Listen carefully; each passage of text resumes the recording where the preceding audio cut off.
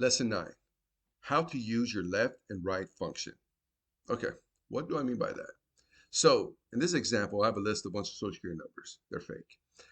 But I want to see the first three numbers. How do I do that? Open up your formula. I want to go from left. So write out left, open up your parentheses, select the cell, put a comma. I want to see the first three.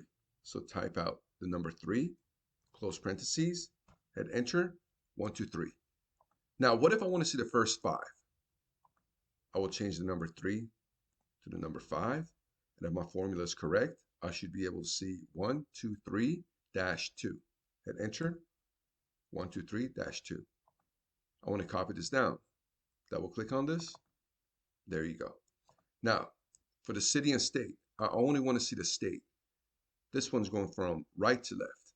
So open up your formula, write out right, open up your parentheses, select this, cell, comma, put the number 2, close parentheses, hit enter, and I want to drag this down, or you can just double click.